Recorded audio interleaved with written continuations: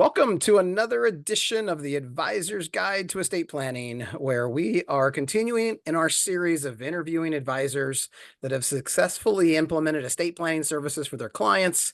And my goal is to facilitate them sharing with you, the listener, how they're having success stepping into this estate planning gap.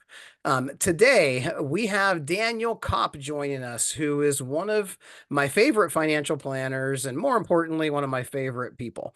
He's the owner of Wise Stewardship Financial Planning, where he's a fee-only fiduciary financial planner focused on serving the needs of young widowed spouses and service members. Daniel's background is as an active duty officer in the Air Force, where he served as an air battle manager. In most of his time on active duty, he served as a volunteer financial counselor, helping service members and their families use money as a tool to accomplish their goals and live out their values. So, Daniel, thank you first for your service, and welcome to the Advisor's Guide to Estate Planning podcast. Oh, thank you, Matt. I am glad to have a conversation about a topic that I'm extremely passionate about in estate planning, and grateful for how Encore has helped me better serve clients as a result. Yeah, you have, we're grateful for you. You have been one of those advisors that have not been shy about sharing your love of Encore. And so we appreciate that. And we appreciate you taking time to come in and share, some wisdom as well as a wise steward.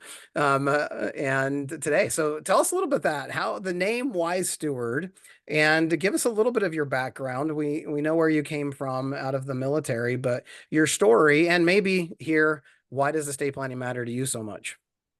Yeah, there's a lot there. The name Wise Stewardship just comes from a lot of my personal philosophy around money and around life, very faith-based. Some of my favorite principles from the Bible comes from that idea of being a wise steward with what I've been entrusted with, both personally and professionally. So just wanted to extend that motif, that theme into the firm name itself.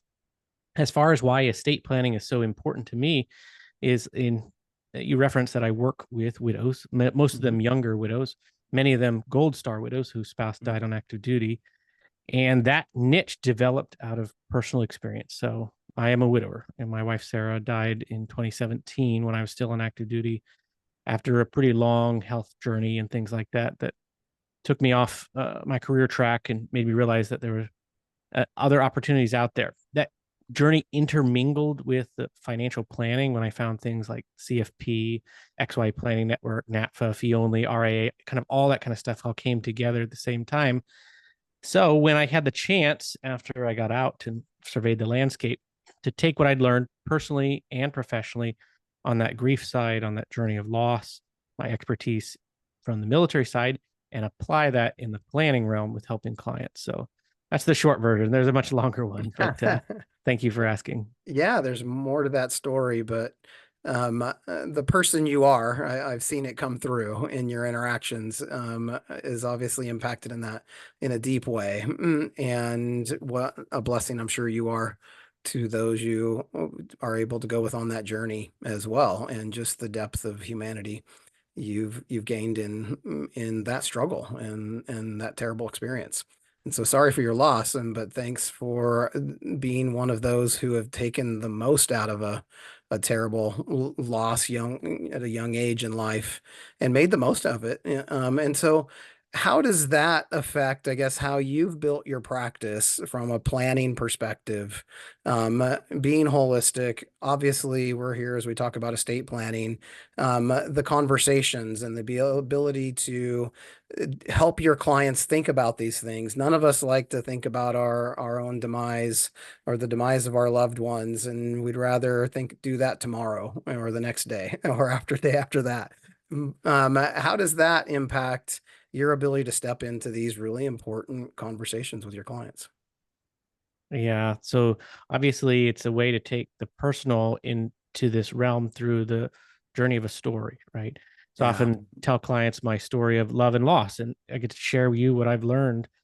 But like you said, that doesn't inherently make it easier. Money and death are some of the hardest topics when it comes to, starting conversations. Some might call them taboo subjects in Mm, Western culture.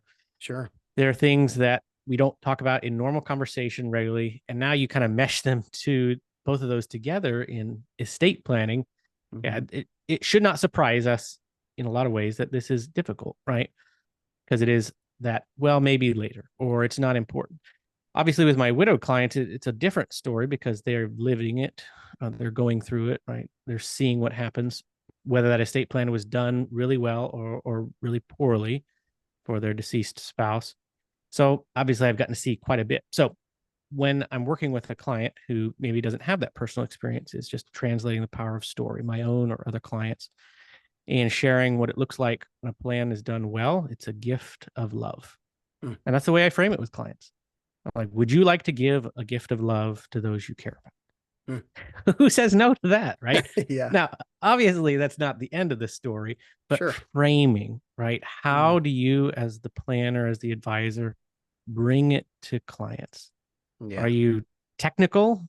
Well, Mm. that's needed, but where's the human element to meet people with empathy and recognize that this is hard? State that explicitly, Mr. and Mm. Mrs. Client. This might be a hard conversation, right? And see where it goes from there. And then the last part of that is learning to ask good questions. Like when you notice their body language is uncomfortable, Mm. let's pause here. I know you're a little uncomfortable. Can you share what you're feeling? What's going on?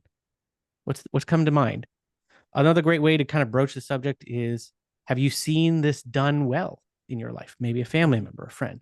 Conversely, have you seen it done poorly, right? Which one do you want to be? And kind of let Yeah. the conversation go from there. Yeah, the behavioral finance, I think you've prioritized that. Is that fair to say within your approach to how you do your planning? Is that's probably a part of everything you do, but in estate planning, it comes out that strength and those muscles of being able to be a little softer. And the I like how you described that. The technical part is necessary, but inviting people into a difficult conversation, that behavioral component, that I think you've prioritized. Tell us more about that from your learnings and as you Mhm. prioritize your firm overall with these conversations. Yeah, and the listener may be, wondering, well, I haven't gone through loss. How am I supposed to do Hmm. this? And that's not a necessary condition for it. That just Hmm. adds maybe an extra layer of credibility. Certainly when I'm working Sure. with other widows, but that's not necessary, right? And so I have a background in financial therapy, which you hear those themes woven throughout. So I was able to go back to school at Kansas State University and get their master's program. Part of that being graduate studies in financial therapy. If you never heard of that term before, don't worry. It's relatively new. You can learn more about it from them, as well as like the Financial Therapy Association. There's the Journal of Financial Therapy, which is open source. You can go read it. But it's this idea of taking from the world of mental health things that we've known have been worked. Therapists have been using them for decades and decades, right? And now we're just applying those things in the realm of money. So I don't claim to be a therapist. I'm not trying to diagnose, prescribe, or treat, but I'm just using interventions that we know work and using it in the realm of money. For a long time, therapists didn't talk about money. For a long time, planners, advisors didn't talk about feelings. So it's kind of just blending those both together. Now, very rarely will I say explicitly to the client, Mr. and Mr. Client, we're going to sit down and we're going to do some financial therapy here. Right. Sure. But it's just interwoven into it such that, I'm guessing many of our listeners have the same experience. You have a deep, meaningful conversation with a client about something that's important to them. And they walk away and they probably may have even told you, wow, this felt like a therapy session. Mm.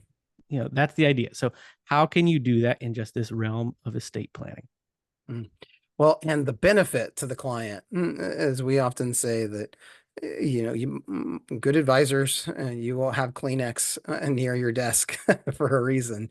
And when you've been able to go there effectively with clients across many aspects of their life, that trust and that confidence and that depth of relationship, that is the best estate planning experience. That now I get to do it with somebody who knows me. I'm not starting from scratch. I'm not talking to a stranger about my end of my life and death and family dynamics. Have that level of trust that tears have probably been shed in our conversations in the past. And so how do you kind of facilitate the estate planning experience as you've worked with Encore, and how has that developed? Maybe what you did before and how you do it now, and what that differences look like. So as part of the onboarding experience, I'm getting clients together to document. So one of the first questions is, do you have a will? Have you ever created a trust, right? So just a checklist, yes, no. And then I also have another questionnaire where I'll ask them scaling questions, which come from the world of solution focused therapy, which, a scale of 1 to 10, scale of 1 to 5, how confident are you? What are your feelings about a variety of things? So ask them about their spending plan, their track for retirement, how they respond emotionally to financial issues, does it cause stress, et cetera. And one of the questions is, how do you feel about your estate plan? Inevitably, that is one of the lowest scores on that across the board. Mm. Like, regardless of net worth, regardless of income, even for people who come in with an estate plan already done, they lack confidence or education or awareness because maybe they've had to sit down with an attorney who handed them some documents, told them where to sign, probably did not, my experience, did not explain things very, very well. One of my clients went to an attorney. I was reviewing the documents with him during onboarding. I said, "Oh, that's interesting. Your kids are set to get all their funds at age X." He's like, "What? That's not what we told him." I'm like, "Well, that's Wow. what your documents say." So, Yeah. my experience has been that education, that confidence piece is lacking, even if there is an estate plan, which I work with a lot of younger clients. Most of my clients are in their 30s and 40s. Very rarely do they come in with a complete estate plan with things like a revocable living trust when they've got minor children. Mhm. So, very just starting first, like, what are your feelings about your estate plan? How confident are you in it, if you have one at all? And if not, let's talk about why that's important. How did you feel and get over that initial hurdle of maybe you had some life experience that told you, learned about estate planning, but did you feel comfortable day one coming to the table and bringing up this topic? I think that's a struggle for a lot of planners and advisors that if you don't know all the technical details, it's a struggle to not want to look like I don't have the answer for a client. How did you manage that as you began to do this? Well, confidence grew over time for sure, but certainly earlier on in my firm when I didn't have Encore or certainly as much as the referral network of attorneys I do have now, I was way more hands off than I am now at this stage.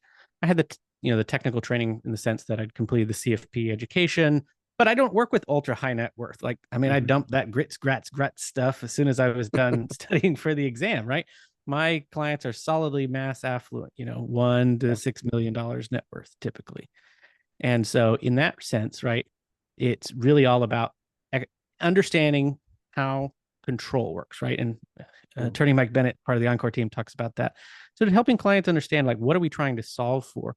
And over time, that worked from where I'd attempt to do an attorney handoff and I'd check back in after the process was over to, all right, well, let me, if I have the opportunity, let's sit in meetings and make sure the client, everything that the client is not they're sometimes unreliable narrators, right? Let's make sure the Sure. truth data gets straight to the attorney in that case like that. But some of the challenges I experienced, listeners can probably relate, right? Is I would hand them off into this black hole of an attorney and they'd come back and I'd be like, well, that's not really what I was expecting. Client, is this what you wanted? Okay, well, hopefully that's what it is. And just lack of communication, certainly not a lack of follow up. So, really started looking around, and that's when I stumbled across your prior variant Sure.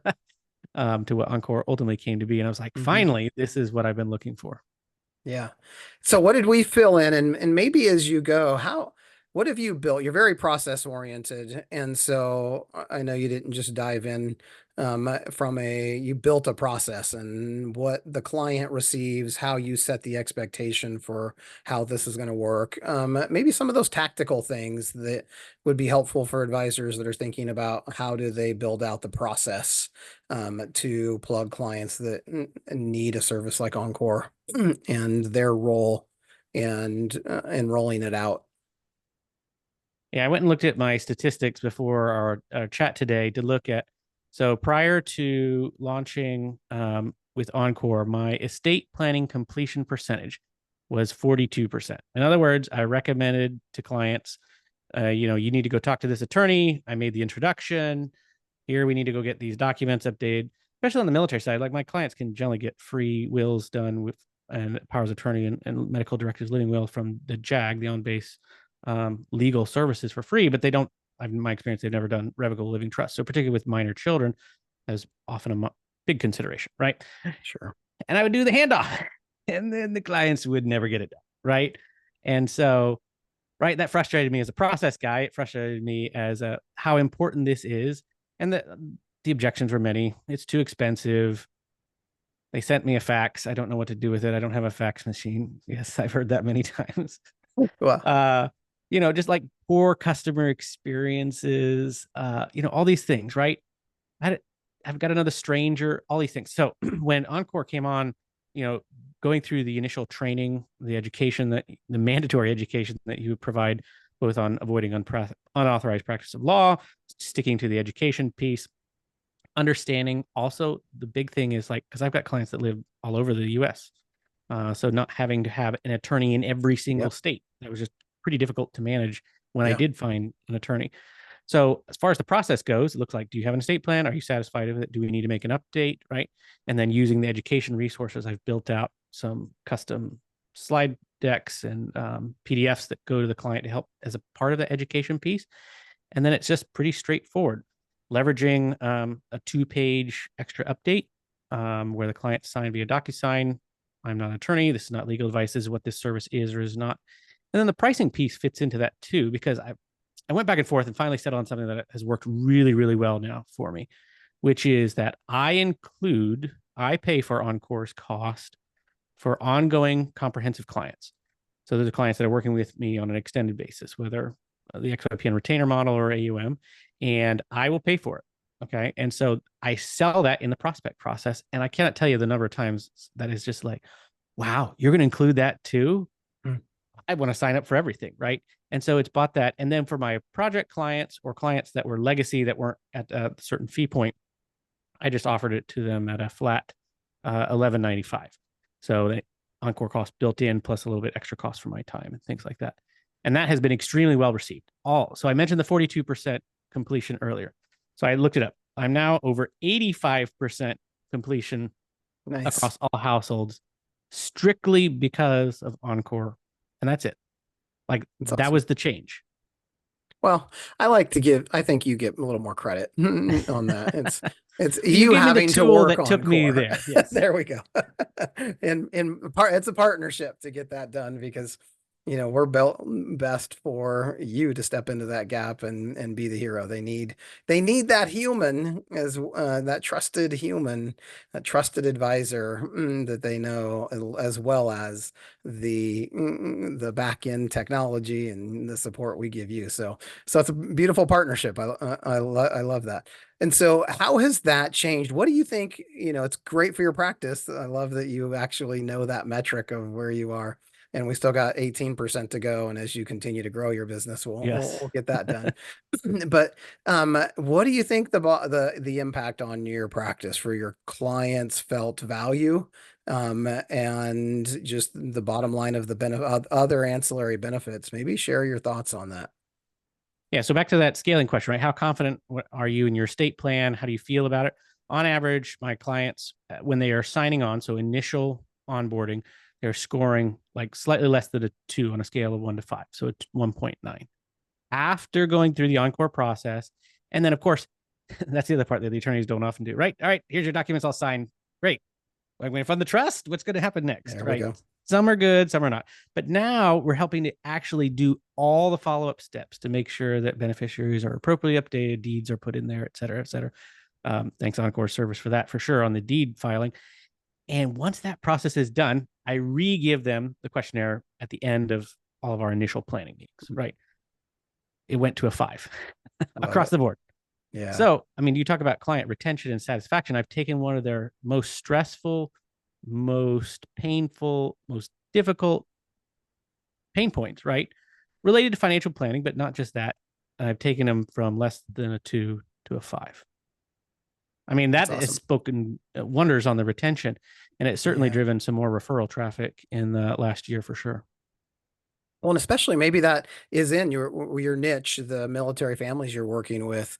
How has that kind of, I guess, the challenges they face? They have a free will option right there. What's it like working with military and ex-military when they have that option, but you're solving for the human side of it and their experience in fixing that? Well, going through the education process and helping them understand here's what other clients in your situation have thought about and done helps them realize, particularly in the case of minor children, that's, pretty easy understanding for a lot of those client situations. But the other one is most of my military clients become what we call accidental landlords, and they've accumulated various properties as they've moved around across the country and things like that. And so now you're looking at a variety of, out of state probate situations if we leave all these properties out there. So just cleaning up, tightening, and that's something that the JAG offices just don't do. So yes, Mm. it's going to be a great option for a variety of situations and certainly better than nothing. But in my experience is just that because you got the will updated before your last deployment 10 years ago doesn't necessarily reflect what your estate planning needs are today. What are some of the things you could share from a conversation with the client as you're going through the questionnaire? You had said earlier and talked in stories and examples that when you have those clients making decisions of who should be the guardian of our kids or how should I think about a trustee, how do you help them facilitate their decision making without practicing law? Always important that we say that in an educational framework and maybe leveraging stories as you go through Yeah, so the asking questionnaire. questions, like starting there and letting the client kind of lead with, you told me that, this is important related to your children. Or like one of my favorite questions to ask is, what are the money lessons that you want your children to learn? And then leveraging that as a jumping off point to talk about what it would look like if they did nothing, right?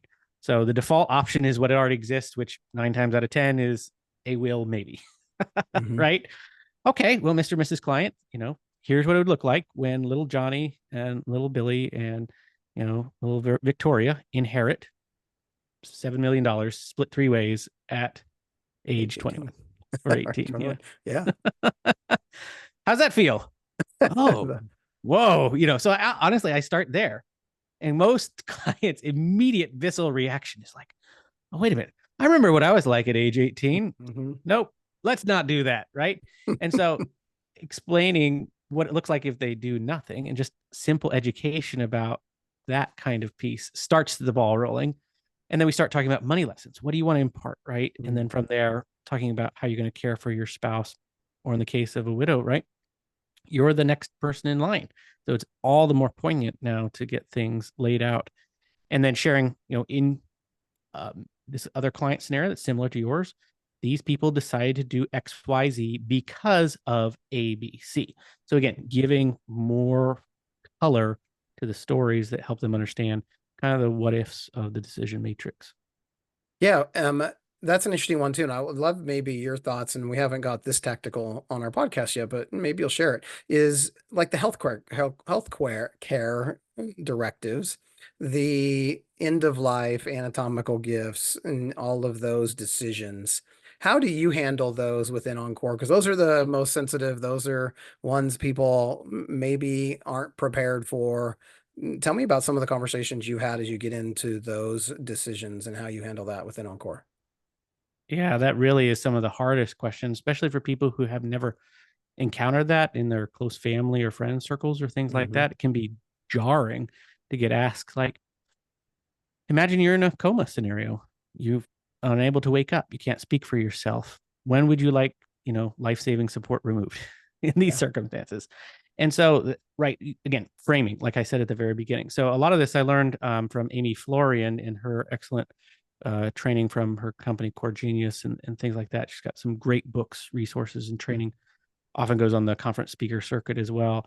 And she talks about this idea of, helping clients understand what they hope will never happen, right? What they want to happen if the unthinkable happens, and how to honor their wishes, right? And framing it around those kind of three concepts. Mr. and Mrs. Client, we hope that this will never happen. The likely course of action is that it never does happen, right? But if it did happen, how can we make sure that we honor your wishes and follow what's important to you? And then I can tell a story like when my wife Sarah was in the ICU, right? XYZ. This could have happened. Here's what we would have done, right? And so it's also, especially with married couples, right? Framing the conversation right then in the meeting. They may have never, ever talked about this with each other before. And so, yes, it's important to get the guidance and the directive written down on paper for the legal aspect. But just as importantly, I would argue is now you get to be that trusted third party, that neutral thinking partner who helps people walk through these because, again, speaking from personal experience, I'm grateful that I'd had those conversations well ahead of time so that when we did face that together, Sarah and I, we were in a position to not be jarred by the first time that it came up. Yeah, and that's again that financial therapy that you're comfortable, becoming comfortable going there, having that conversation. So valuable that you just stepped into a gap that no one has led them into, and that is so important for them to speak to individually and understand their spouse. And any conversation at that depth of what is real about life and death and these important things that you've established value as a confidant in a way that you otherwise maybe don't get there as much. Money is there. Where is emotional. Everything's emotional. But these are big conversations that a great planner's willingness to dive into. You can help soften those edges and be that third party. That's Yeah. awesome. Now, the thing I'll add here is, so again, listener, you're thinking, wow, that sounds really deep. I don't know if I've ever gone that deep before the client before. Recognize I've done this lots and lots of times. And so this is a practice speech that you're hearing, right? You're not probably gonna get that polished. But also, too, going back to the world of therapy, is recognizing the kind of the three factors that may create discomfort, recognize where they're coming from, not just in estate planning, but everything else. And that goes back to some work from some colleagues of mine at Kansas State in the Journal of Financial Therapy. We can get the article posted in the show notes if you want. But it goes to the idea of a client check, a problem check, and a self check. So anytime that you're experiencing discomfort, internal discomfort in a client meeting or client scenario, right? You can ask, is it because it's a problem check, right? Do I have the technical skills, the knowledge, the expertise to be able to handle this, right? Okay, we're talking about a complicated estate planning issue.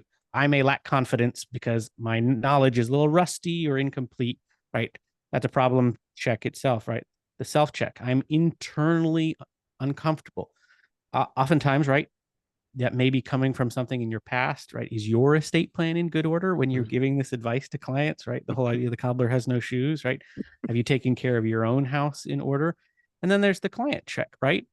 You may be giving the best, kind of advice and education and information. You may have all the technical competency in the world, but maybe you're not the best person in that moment or in that delivery to give it to that client. And that's maybe where you need those great referral partners or another member of your team that can help and carry these conversations and the discussion. So leveraging that kind of three-part framework can also help you identify where things are at. And the last part is practice. You just get better with practice the more you do it. Yep. And if maybe that's not with clients, that's with a friend in a mastermind or your spouse or someone else at work before you start doing these conversations with clients.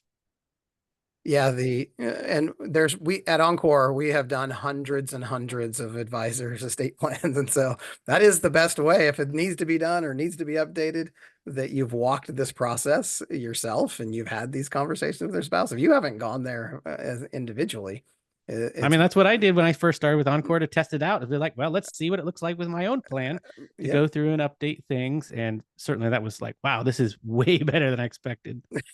Good. Well, I guess we set low expectations and hopefully over deliver all Oh, the for time. sure. And it's only gotten better since then. Great. Well, yeah, tell us maybe that last piece of, Encore, the bottom line for your practice, and if how other advisors that are still thinking about this or implementing it or maybe slow to implement, what would be your advice to them and just the impact on having this estate planning now solution for a huge chunk of your clients? What would you tell other advisors to think about in that experience and why it's worth it to go and figure it out? Yeah. So the first question I would ask is, what does your estate planning process look like? How many of your clients are dragging their feet to get it done? Or you've, like I shared earlier, had some, not so great experiences referring out to estate planning attorneys. The idea, the common objection I hear is like, well, this is going to replace everything. It's meant to be another tool in your tool belt. I don't refer clients to Encore who have specific needs with special needs planning or complicated closely held family businesses, right? It's meant to be a tool more for those kind of mass affluent situations that we were talking about earlier. So if you can add another tool that reaches those client segments and takes them from not having an estate plan to having it done in a way that makes you the advisor, the planner, the hero, the star of the show, deepens the client relationship, adds more value, solves a pain point for them, gets something really important finally done. What would that look like? What would that feel like? How could that transform your practice, your relationship with those clients? And the last thing I'd say is like, what have you got to lose by trying it, right? I Yep. mean, a little bit of your time. The great thing about Encore, right, is you don't have a mandatory platform fee.